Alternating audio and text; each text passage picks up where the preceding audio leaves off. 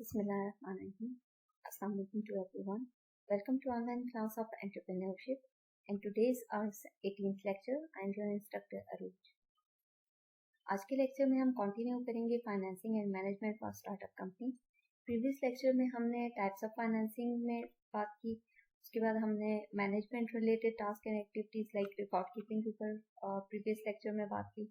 और आज के लेक्चर में हम बात करेंगे process of recruitment, like HR department से रिलेटेड जो इश्यूज होते हैं, जो एक्टिविटीज होती हैं, रिक्रूटमेंट कैसे होती है, इंटरनल सोर्स ऑफ रिक्रूटमेंट क्या है या एक्सटर्नल सोर्स ऑफ रिक्रूटमेंट क्या है, उसके ऊपर आज का लेक्चर है। और सम कॉमन रिक्रूटमेंट मिस्टेक्स क्या क्या होती हैं उस पर बात करेंगे। Let's start our lecture. Process of recruitment. Recruitment is a process of searching the right candidate for the employment and stimulating them to apply for the job in the organization. कोई भी organization जब recruitment के लिए ads देती है या तो उसमें वो अपनी organization का एक sort of background भी बताती है, ताकि वो जो भी applicants हों वो encourage हों उस organization में job के apply करने के लिए, तो उनको थोड़ा अट्रैक्ट कर रही होती है वो ऑर्गेनाइजेशन। तो एक्चुअली आप फाइंड आउट कर रहे होते हो right person for the right job, और फिर उसके जॉब रिलेटेड सारी जॉब डिस्क्रिप्शन और स्पेसिफिकेशंस और जो आपको रिक्वायरमेंट होती है उस पर्टिकुलर कैंडिडेट से वो आप मेंशन करते हो उस एडवर्टीजमेंट के अंदर। तो रिक्रूटमेंट यही प्रोसेस है कि आपने जो राइट कैंडिडेट है उसको सिलेक्ट करना है। It's a crucial part of developing and maintaining an effective and efficient team for every organization, ताकि आपके पास बहुत ही efficient और effective टीम जो है वो हो आपकी ऑर्गेनाइजेशन में, ताकि आप अपने जो डे टू डे और जो आपके गोल्स एंड ऑब्जेक्टिव्स हैं उनको आप अचीव कर सको।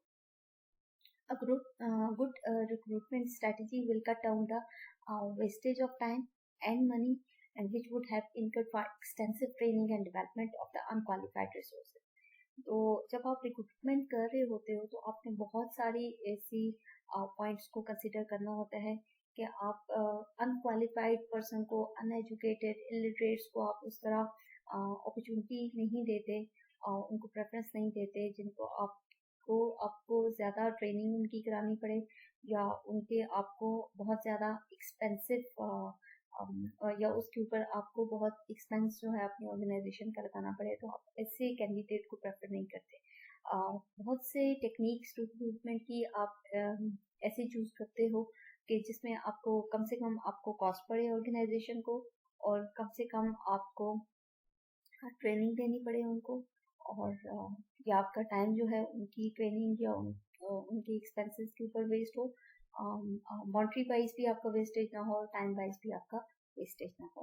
तो अच्छी रिक्रूटमेंट स्ट्रेटजी वही होती है जिसमें आप ऐसी सिलेक्शन करें जो आपको टाइम इफेक्टिव भी हो, मॉनेटरी वाइज भी इफेक्टिव हो, आपको ट्रेनिंग ना देनी पड़े, और आप अच्छे कॉम्पिटिटिव एप्लीकेंट्स को सिलेक्ट कर सकें।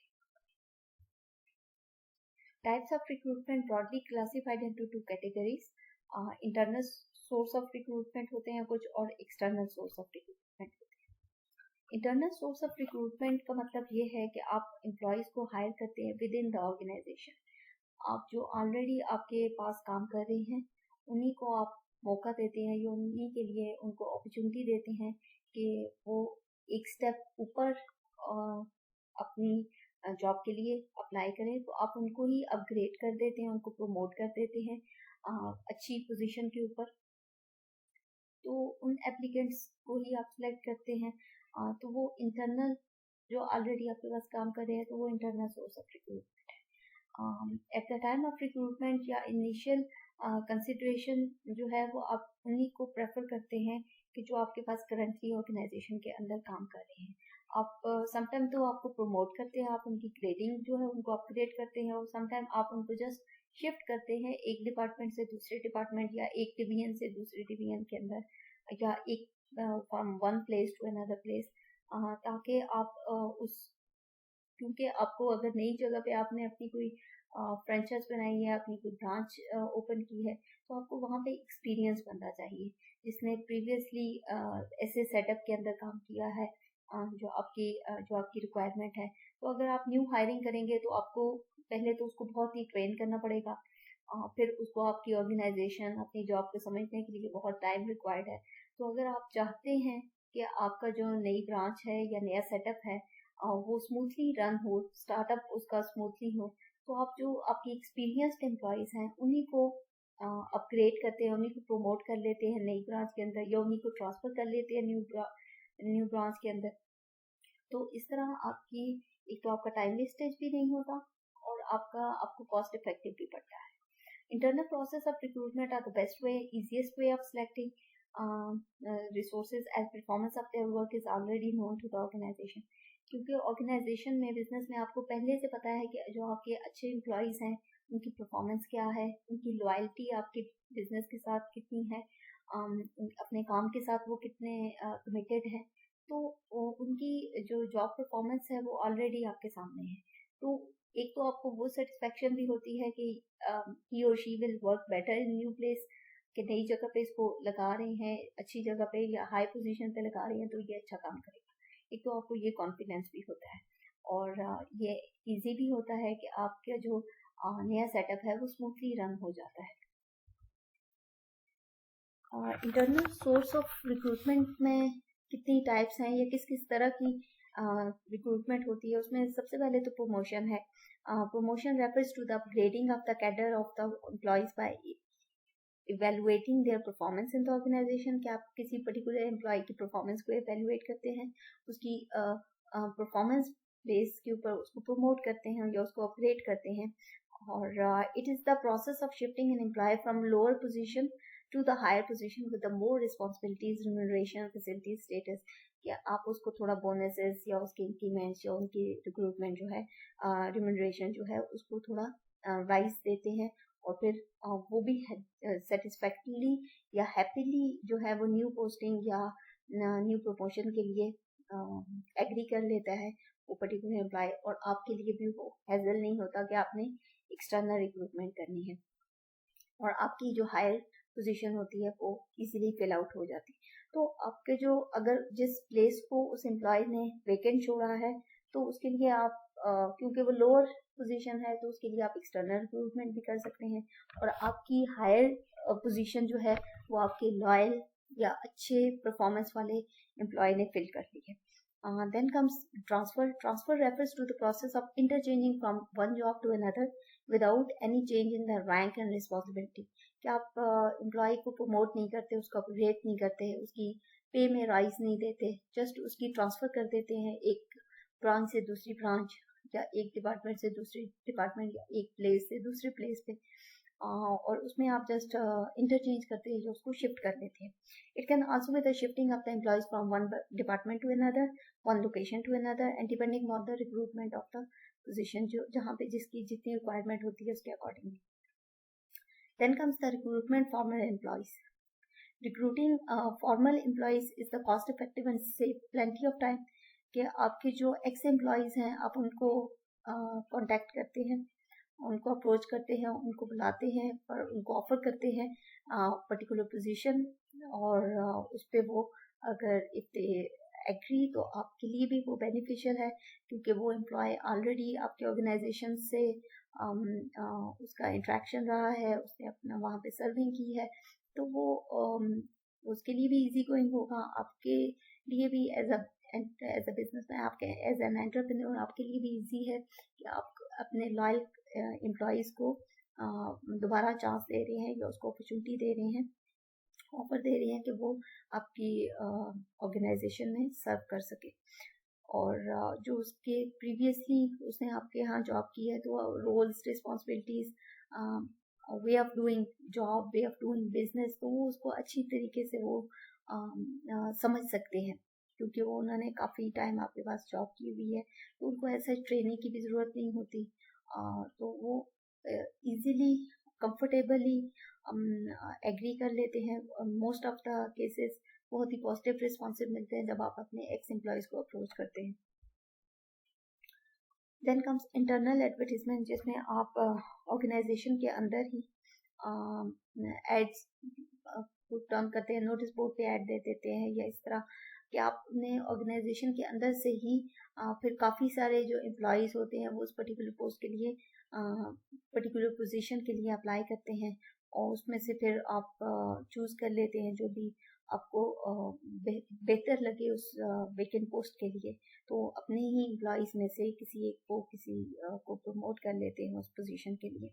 बट ये है कि आप एड देते हैं या उसको प्रॉपर एडवर्टाइज करते हैं उस पर्टिकुलर जॉब को ऑर्गेनाइजेशन के अंदर। तो उसमें आप सारे एम्प्लॉयज़ को इक्वल अपॉर्चुनिटी देते हैं कि वो सब अप्लाई करें उस जॉब उस पोजीशन के लिए, और फिर आप उसमें से जो आप बेस्ट होता है उसको आप सिलेक्ट करते हैं। इससे भी आपका काफ़ी टाइम वेस्टेज जो है वो बच जाता है, और फिर आपकी ट्रेनिंग जो आपने अगर एक्सटर्नल हायरिंग करेंगे तो आपको ट्रेनिंग देनी पड़ेगी, बहुत ज़्यादा टाइम इसमें वेस्ट होता है, और आपके काफ़ी एक्सपेंसेस ऑर्गेनाइजेशन के इसके ऊपर आते हैं, तो वो उस चीज़ से फिर आप बच सकते हैं। Then comes employer reference. Sometime organisation जो हैं वो अपने ही एम्प्लॉयज़ को ऑफर करती हैं कि वो अपने किसी जानने वाले, किसी रिलेटिव, बहन भाई या किसी भी रिलेटिव को या फ्रेंड्स एंड फैमिली को, किसी को जो कि ये जॉब करना चाहे तो वो उसको अप्रिशिएट करते हैं कि वो उसके रेफरेंस से कोई जॉब आके कर ले।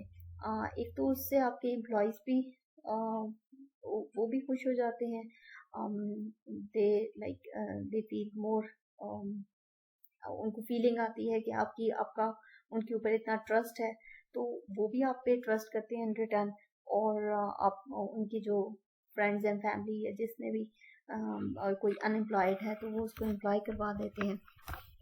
तो इस तरह आपके एम्प्लॉयज़ जो हैं उनका ट्रस्ट लेवल भी बढ़ता है, और जो आपके जो रेफरल्स हैं वो भी हैप्पीली ऑफर एक्सेप्ट करते हैं। तो इस तरह एम्प्लॉय रेफरेंस से भी आप जॉब रिक्रूटमेंट जो है वो कर सकते हैं। और जो प्रीवियस एप्लीकेंट्स, समटाइम कुछ ऑर्गेनाइजेशन ने अपने पास डेटाबेस मेंटेन किए होते हैं कि जो भी जॉब ऑफर वो करते हैं और उसके लिए बहुत सारे एप्लीकेंट्स अप्लाई करते हैं, और बट किसी एक को वो सिलेक्ट कर लेते हैं, बट वो उन सब एप्लीकेंट्स का डेटाबेस अपने पास मेंटेन रखते हैं, और जब फ्यूचर में कोई जॉब ऑफर होती है दोबारा, तो वो अपने जो प्रीवियस एप्लीकेंट्स होते हैं जिन्होंने ऑलरेडी उस पहले किसी जॉब के लिए अप्लाई किया होता है या किसी पोजीशन के लिए अप्लाई किया होता है, तो वो उन्हीं एप्लीकेंट्स को दोबारा मौका देते हैं, या उनको कॉल करते हैं या उनको बुलाते हैं कि आप अगर ये जॉब करना चाहें तो इस तरह भी आप अपने जो प्रीवियस एप्लीकेंट्स हैं उनको भी अप्रोच कर सकते हैं, उनको कांटेक्ट कर सकते हैं, और इसमें भी मोस्ट ऑफ द टाइम जो है वो एप्लीकेंट्स बहुत पॉजिटिव रिस्पांस देते हैं कि आप उनको किसी और अपॉर्चुनिटी में उनको ऑफर कर रहे हैं। तो ये भी एक इंटरनल सोर्स ऑफ रिक्रूटमेंट है, जिसमें आप एक्सटर्नली किसी को हायर नहीं करें, जो ऑलरेडी आपको किसी ने अप्रोच किया हुआ है तो आप उसी में से उसको सिलेक्ट करें। Pros and cons of internal source of recruitment. The advantages of recruiting through internal sources are as follows. It's a simple, easy way, quick and cost effective method है ये। इसमें आपको सेकंड आपका एडवांटेज आपको ये है कि आपको इंडक्शन में और ट्रेनिंग में नहीं देनी पड़ती, और जो कि आपने जो इंटरनली रिक्रूट किए हैं वो ऑलरेडी अपनी जॉब्स और रिस्पॉन्सिबिलिटी से उनको पता है कि वो उन्होंने क्या करना है, कैसे करना है, तो उसके ऊपर आपको उनको ट्रेनिंग नहीं देनी पड़ती, या उसका आपको इंडक्शन के ऊपर कोई एक्सपेंसेस नहीं आते। और it motivates the employees to work hard. क्या आपके जो एम्प्लॉयज़ हैं वो ज़्यादा अच्छे से, जब आप उनको प्रमोट करते हैं तो वो ज़्यादा अच्छे से काम करते हैं, ज़्यादा वर्क हार्ड, ज़्यादा कमिटेड होते हैं, ज़्यादा मोटिवेट होते हैं, और and it increase the work relationship within the organisation. उनका आपके साथ जो ऑर्गेनाइजेशन के साथ बॉन्ड है वो और स्ट्रॉन्ग होता है। It helps in developing the employees loyalty towards the organisation. कि आपके एम्प्लॉयज़ ज़्यादा फिर लॉयल होते हैं और ज़्यादा ट्रस्ट डेवलप होता है उनके अंदर। The disadvantage of recruiting through internal sources are as follows. It prevents new hiring of potential resources. जब आप internally ही recruit कर लेंगे तो आप fresh blood या fresh faces जो हैं उनको आप अपॉर्चुनिटी नहीं दे रहे कि वो सर्व करें फ्रेश आइडियाज़ के साथ, इनोवेटिव आइडियाज़ के साथ, फ्रेश थिंकिंग के साथ, तो वो फिर आप जो प्रीवियसली आपके पास एम्प्लॉयज़ हैं, आप उन्हीं से आपकी जो रिक्वायरमेंट है आप उसको फुलफिल कर रहे हैं, तो आपके पास फिर fresh ideas, fresh thinking, fresh blood नहीं आएगा ऑर्गेनाइजेशन में, तो वो कहीं ना कहीं पे आपकी ऑर्गेनाइजेशन लैग करेगी. It has a limited scope because all the vacant position cannot be filled. कि जब आप किसी एक पोजीशन से किसी को प्रमोट करके हाई पोजीशन दे देते हैं, तो जो जिस पोजीशन से आपने उसको ट्रांसफ़र किया या उसको एलिवेट किया, वो पोजीशन वैकेंट हो जाती है, या आप उसको शिफ्ट कर लेते हैं या ट्रांसफ़र कर लेते हैं किसी और लोकेशन पे या किसी और ब्रांच में, किसी और डिपार्टमेंट में, तो वहाँ पे वो पोजीशन वैकेंट हो जाती है. तो इस तरह फिर कोई आपकी जो कहीं ना कहीं से आपने उस गैप को फिल करना है, उन वैकेंट पोजीशंस को कवर करना है. तो ये इसका एक लूप होल है इंटरनल रिक्रूटमेंट का. And then comes there could be issue between the employees who are promoted and who are not. और जब आप इंटरनल एडवर्टीजमेंट करते हैं, आप इक्वल अपॉर्चुनिटी देते हैं सारे एम्प्लॉयज़ को, बट उनमें से आप किसी एक को सिलेक्ट करते हैं, तो बाकी एम्प्लॉयज़ के अंदर फिर डीमोटिवेशन का एलिमेंट आ जाता है और इश्यूज क्रिएट होते हैं among employees. If an internal source is promoted और transferred, then the position will remain vacant. कि आपके पास वो position vacant रहती है. Employees who are not promoted may end up being unhappy and demotivated. और फिर उनके अंदर demotivation का element होता है. नेक्स्ट हम देखते हैं external source of recruitment. External source of recruitment ये होता है कि आपने एम्प्लॉयज़ को हायर किया आउटसाइड द ऑर्गेनाइजेशन और आपने उसके लिए जॉब एड्स देते हैं, आप उनको जॉब अपॉर्चुनिटी की ऑफर करते हैं कि वो आपकी ऑर्गेनाइजेशन को ज्वाइन करने. External employees bring the innovativeness and the fresh thoughts to the organization. Although hiring through the external sources is pretty expensive and tough and time consuming as well, and it has a tremendous potential for driving the organization forward in achieving the goals. कि जब आप external environment से fresh talent को, fresh blood को, fresh thinking को, fresh innovative ideas को opportunity देते हैं, तो वो ऑब्वियसली आपकी ऑर्गेनाइजेशन में जब आएंगे, काम करेंगे, and it will help out your organisation towards achieving your objectives and goal. तो ये बहुत ही इम्पोर्टेंट है कि आप उनको मौका दें, कि आपने फ्रेश ग्रेजुएट्स को मौका दें, फ्रेश ब्लड को, फ्रेश थिंकिंग को मौका दें, और रादर देन कि आप अपने प्रीवियस एम्प्लॉयज़ या एब्सोल्यूट आइडियाज़ के ऊपर ही काम करते रहें. एक्सटर्नल सोर्सेज ऑफ रिक्रूटमेंट में डिफरेंट सोर्सेज हैं जिनकी हम एक करके बात करते हैं. इसमें सबसे पहले डायरेक्ट रिक्रूटमेंट है. Direct recruitment refers to the external source of recruitment where the recruitment of qualified candidates are done with the placing a notice on the notice of vacancy on the notice board in the organization. कि mostly हम देखते हैं factories के बाहर उनके notice board के ऊपर job opportunity की ऑफर होती है, और मोस्टली वो सब ब्लू कॉलर्स के लिए जॉब वैकेंसीज होती हैं. कुछ टेक्नीशियंस हो गए या कुछ आपके लेबर्स हो गए, तो उनके लिए कोई स्पेसिफिक मैनेजर या इस कैडर के जो इस लेवल के मिड रेंज लेवल की जो जॉब्स होती हैं, अपॉर्चुनिटीज होती हैं, वो नहीं होती, बट के जो लोअर कैडर के जो वर्कर्स होते हैं उनके लिए आप इस तरह डायरेक्ट हायरिंग करते हैं कि आपकी फैक्ट्री के गेट पे, नोटिस बोर्ड पे उनके लिए जॉब अपॉर्चुनिटी होती है, और वो आपकी इंटरव्यू देते हैं या इंटरेक्ट करते हैं या आपकी ऑर्गेनाइजेशन में फिर वो अप्लाई करते हैं उस पर्टिकुलर जॉब के लिए. Then comes employment agencies. Employment agencies भी एक अच्छा सोर्स है एक्सटर्नल रिक्रूटमेंट का, और इसमें एम्प्लॉयमेंट एजेंसीज कुछ प्राइवेट भी काम कर रही हैं, कुछ गवर्नमेंट ओन भी हैं, कि जिसमें उनके पास अनस्किल्ड, सेमी स्किल्ड या स्किल्ड वर्कर्स, टेक्नीशियंस या प्रोफेशनल्स अवेलेबल होते हैं, और आप उनसे, उनके पास एक मेंटेन डेटाबेस होता है, और आप उनसे कांटेक्ट करते हैं कि आपको जिस भी टाइप ऑफ एम्प्लॉयमेंट के लिए एम्प्लॉयज़ की रिक्वायरमेंट है, तो आप उनसे कांटेक्ट करते हैं, उनसे डाटा ले लेते हैं या उन एम्प्लॉयज़ को डायरेक्ट कांटेक्ट करते हैं और उनको जॉब ऑफर करते हैं.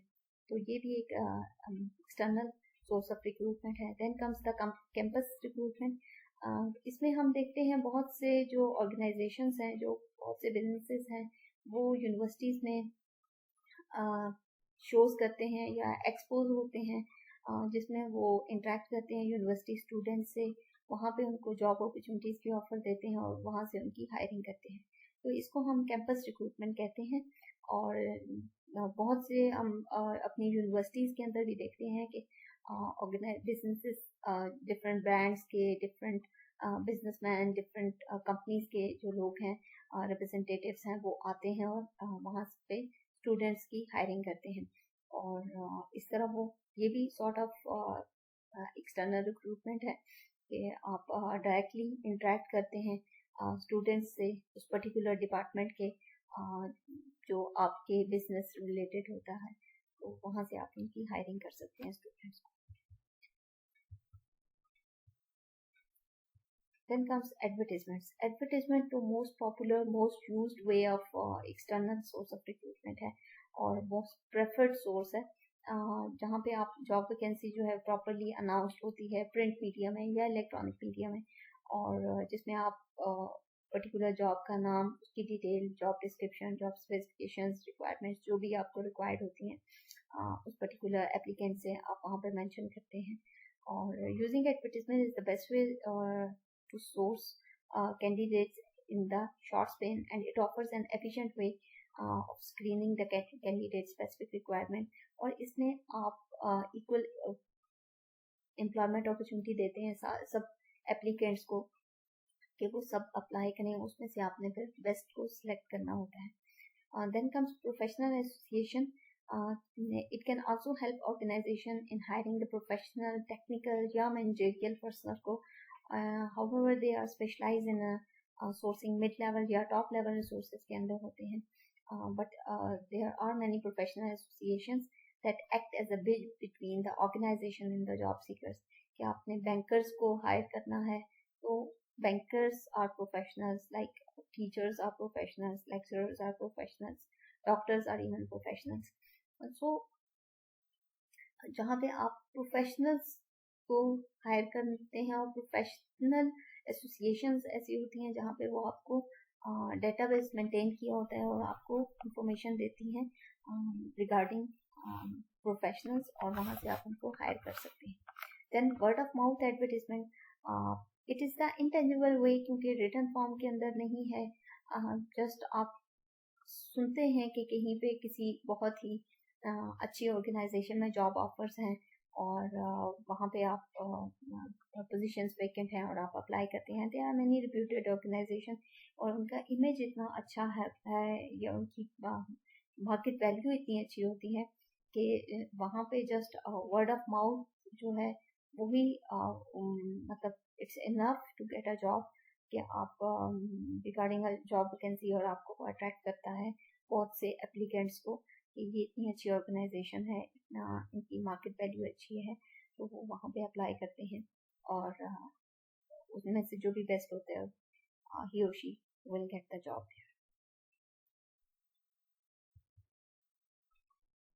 Pros and cons of external source of recruitment. The advantages of recruiting external sources are as follows.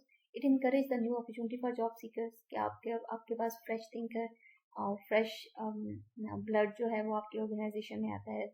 Those are more motivated होते हैं, बहुत हार्ड वर्किंग होते हैं, बहुत कमिटेड होते हैं, तो आप उनको अपॉर्चुनिटी देते हैं कि वो आके आपके पास काम करें, तो वो हेल्प आउट करते हैं आपको गोल अचीवमेंट में. Then organisation branding increase through the external sources, के जितनी आपकी ऑर्गेनाइजेशन जो है वो एक्सटर्नल सोर्स ऑफ रिक्रूटमेंट करती है तो वो काफ़ी वेल नोन होती है, उसको सारे लोग सब जनरली उसको सब जो है वो उनको पता होता है उस ऑर्गेनाइजेशन के बारे में, वो उसको सर्च करते हैं, उसको पढ़ते हैं कि ये कौन सी ऑर्गेनाइजेशन है, क्या काम करती है, कैसे करती है, तो वो एक उसकी एक जनरली उसकी एक ओवरऑल उसकी एक ब्रांडिंग बन जाती है मार्केट में. And there will be no biasing और पार्शियलिटी बिटवीन द एम्प्लॉयज, क्योंकि आप इक्वली अपॉर्चुनिटी दे रहे हैं सारे एप्लीकेंट्स को, तो वो उसमें फिर बायसनेस नहीं होती. जहाँ पे आप इंटरनली हायरिंग करते हैं तो उसमें जिसको आप सिलेक्ट करते हैं फिर एम्प्लॉयज़ के दरमियान इश्यूज क्रिएट होते हैं, तो बाइसनेस आ जाती है, इसको फेवरेटिज्म, नेपोटिज्म और इस तरह के इश्यूज जो है वो एम्प्लॉयज़ के दरमियान आ जाते हैं। The scope for selecting the right candidate is more and because of the large number of candidate, क्योंकि आपने जॉब के लिए ऑफर दे रहे हैं तो ज़्यादा से ज़्यादा एप्लीकेंट्स आएंगे, तो उसमें से फिर आपको जो बेस्ट होगा, तो आपके पास चॉइस बहुत ज़्यादा होती है, स्कोप बहुत ज़्यादा होता है कि आप उसमें से बेस्ट जो है वो उसको चूज़ कर सकें। The disadvantage of recruiting through the external sources are as follows. This process consumes more time and selection process is very lengthy. Obviously आप जॉब एडवर्टाइज करते हो, पहले जॉब डिस्क्रिप्शन स्पेसिफिकेशंस बना के जॉब एडवर्टाइज करते हो, देन उस advertisement के लिए भी कुछ टाइम फ्रेम रखा होता है, 14 days to 1 month and more, तो उसमें फिर लोग एप्लीकेंट्स जो हैं वो अप्लाई करते हैं, then you call them for interview या टेस्ट के लिए, और फिर उनमें से आप सिलेक्शन करते हैं, तो it takes a lot of time, बहुत ज़्यादा कॉस्ट ओरिएंटेड एक्सपेंसिव भी है, और टाइम के हिसाब से भी बहुत ज़्यादा लेंथी हो जाता है। The cost incurred is very high when as compare to recruiting through the internal sources. इसमें आपको कॉस्ट भी ज़्यादा पड़ती है, और external candidate demand more remuneration and benefit, कि जहाँ पे आपकी ऑर्गेनाइजेशन की रिक्वायरमेंट ये होती है कि वो राइट पर्सन को सिलेक्ट करे, वहाँ पे एप्लीकेंट की भी कुछ डिमांड्स होती हैं, और क्यों वो फिर बहुत ज़्यादा रिम्यूनरेशन पे के लिए they demand for more benefits, तो ये कुछ डिसएडवांटेजेस हो सकते हैं एक्सटर्नल रिक्रूटमेंट के। तो अच्छा बेहतर एचआर डिपार्टमेंट वही होता है जो कि एक्सटर्नल या इंटरनल सोर्स ऑफ रिक्रूटमेंट में से जो best for that particular time, उस टाइम के ऊपर उन सर्कमस्टेंसेस के अंदर जो बेस्ट वे ऑफ रिक्रूटमेंट है उसको सिलेक्ट करे, ताकि उसको कॉस्ट इफेक्टिव भी हो, उस पर आपके बिजनेस के या आपकी कंपनी के एक्सपेंसेस भी कम आए, और वो आपके लिए टाइम कंज्यूमिंग भी ना हो, लेंथी भी ना हो, और इन ओवरऑल ऑर्गेनाइजेशन के लिए बेनिफिशियल भी हो। Here are some common recruitment mistakes कि जहाँ पे हम रिक्रूटमेंट करते हुए कुछ मिस्टेक्स हो जाती हैं, जहाँ पे हम एम्फसाइज करते हैं सर्टन स्किल्स के ऊपर और निगलेक्ट करते देते हैं बाकी जो रिक्वायरमेंट्स हैं उनको, तो वो फिर प्रॉब्लमेटिक हो जाता है लेटर ऑन, कि आप जस्ट स्किल्स के ऊपर एम्फसाइज करें और एजुकेशन को लैग कर दें या उसको निगलेक्ट कर दें, तो वो फिर प्रॉब्लमेटिक हो जाता है।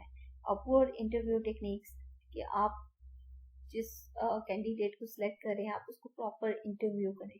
अगर आपका इंटरव्यू ठीक नहीं होगा या आप जॉब रिलेटेड क्वेश्चनिंग नहीं करते, तो वो एक